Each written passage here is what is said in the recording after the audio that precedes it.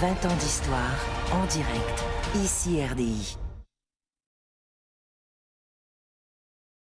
Rockets un peu, c'est un club universitaire scientifique de l'École de technologie supérieure qui a pour objectif de promouvoir les sciences spatiales et de développer également des fusées haute puissance. Le club participe à l'Intercollegiate Rocket Engineering Competition qui se déroule chaque année aux États-Unis dans le Utah. Rockets est représenté par une vingtaine d'étudiants qui sont issus entre autres des programmes génie mécanique, électrique et logiciel. On en accueille deux d'entre eux, Pierre-Alexandre Desrochers et puis Andy Brunto. Oui. Bonjour. Alors, Bonjour. vous êtes donc allé en compétition, vous, officiellement, très officiellement. Rappelez-nous un peu, puisqu'on voit votre engin ici, là, qu'est-ce que c'était et quelle vue qu'on a là? Bon, c'est la première fois qu'on a la caméra si bas. Qu'est-ce que c'était l'objectif du concours, de l'épreuve? L'objectif du concours, en gros, c'est d'envoyer une fusée à une altitude donnée qui est de 10 000 pieds et 23 000 pieds. Donc il y a deux catégories, la catégorie de base, 10 000 pieds, puis catégorie avancée qui est 23 000 pieds.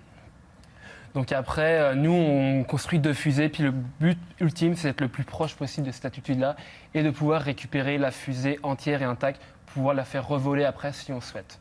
Bon, alors, c'est ce qui est arrivé. Donc, celle-là, c'est bien celle-là qui s'est envolée au-dessus du Utah et qui est revenue dans cette condition-là. Exactement. Bon, c'est un succès. Oui. Parfaitement. Elle est belle, elle part par elle-même. Oui, et effectivement. Et là, vous vous êtes classé comment, finalement? Combien? Quel rang avez-vous? On a obtenu un deuxième podium, dans le fond, une deuxième place pour la catégorie avancée, qui est le 23 000 pieds. Donc, cette fusée-là a fait de 23 901 pieds. Et on était, dans le fond, l'autre équipe qui a eu la meilleure position a eu 200 pieds de différence. Donc, c'était assez serré au niveau de l'altitude pour cet aspect-là. Puis de plus, ces fusées-là doivent avoir une charge utile de 10 livres à l'intérieur. Donc, il faut avoir un poids minimal de 10 livres pour le lancer. Donc, ça rajoute un petit peu de la complexité pour la compétition. Et ça, c'est le rêve de tout petit garçon. Je vais dire, oui, même les petites filles, oui, parce que c'est très impressionnant. Il y a quelques astronautes féminins, canadiennes. Et puis, c'est surtout beaucoup plus fructueux que ce qu'on a pu essayer, nous, étant un petit peu plus jeunes. On s'entend. Mais je veux dire, outre le fait de voir c'est impressionnant, de voir que ça s'élève aussi haut dans les airs, c'est quoi les applications pratiques d'une fusée comme celle-là? Bien, ça, c'est une fusée sonde. Donc, à l'intérieur, on a une charge utile, comme je l'ai dit, de 10 livres, mais ça peut être des expériences scientifiques, ça peut être de l'électronique pour acquérir des infos. Donc, pression atmosphérique, température, qualité de l'air. Ça peut être aussi pour des capteurs de radiation, au niveau des vents.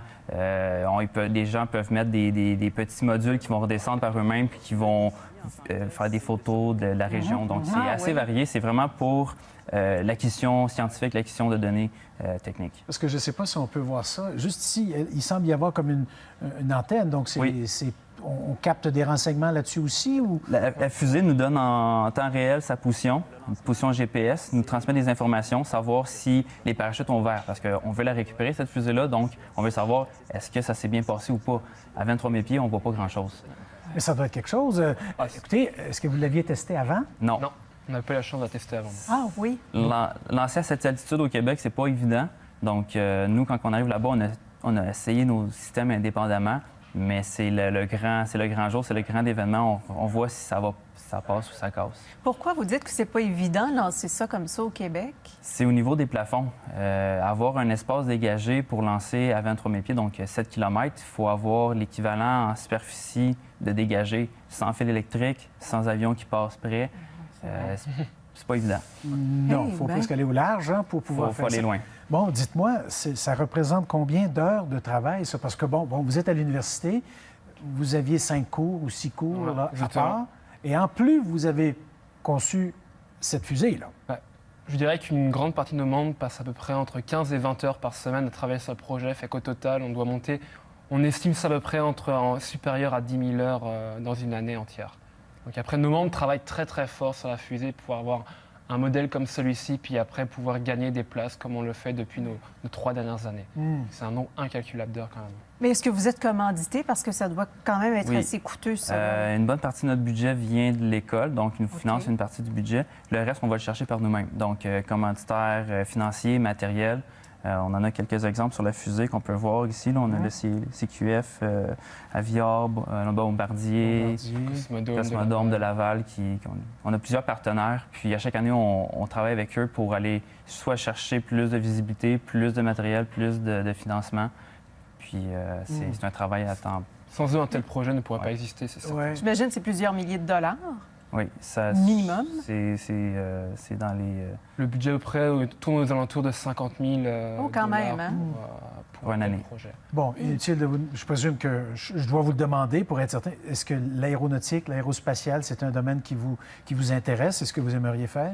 Moi, ma réponse va être qu'au début, je m'y intéressais pas forcément, mais en fait, on est une famille, on est une équipe, puis au travers de ça, après, le projet nous intéresse vraiment. Puis c'est sûr que c'est un domaine qui pourrait être très intéressant de travailler dedans. Moi, personnellement, c'est clair que je m'en vais là-dedans. Ça m'a permis, juste le projet en tant que tel m'a permis d'avoir des stages dans le domaine, donc Bien sûr. dans les satellites, les fusées, puis c'est sûr que je m'en vais dedans. Probablement même d'acquérir des connaissances Oui. que l'on n'a pas Et des dans les connaissances- cours universitaires. là, Et de peut-être. l'expérience aussi, l'expérience concrète, savoir comment ça se passe un lancement, c'est quoi qui peut ne pas bien se passer, c'est important aussi de le savoir. Ah ben, ça Hey, va susciter beaucoup d'intérêt. En tout cas, on va vous la laisser la déballer parce que oui, vous avez vu que ça prend toute la place dans notre studio. Je pensais jamais qu'on irait si haut, mais ça vient à peu près en 3 morceaux. Oui. Au moins en 3 morceaux, donc ça peut rentrer dans le métro sans aucun problème. Hein, Sur avec ça. l'épaule. Sur l'épaule, c'est parfait. Bien, messieurs, merci beaucoup. Merci beaucoup. Félicitations Merci à pour vous. votre belle performance. Écoutez, c'est tout à fait fascinant de voir ça. Merci. Merci. Merci à vous. là. Plaisir. Pour le moment, on n'a aucune preuve tangible qui nous permette d'accuser Fortier de quoi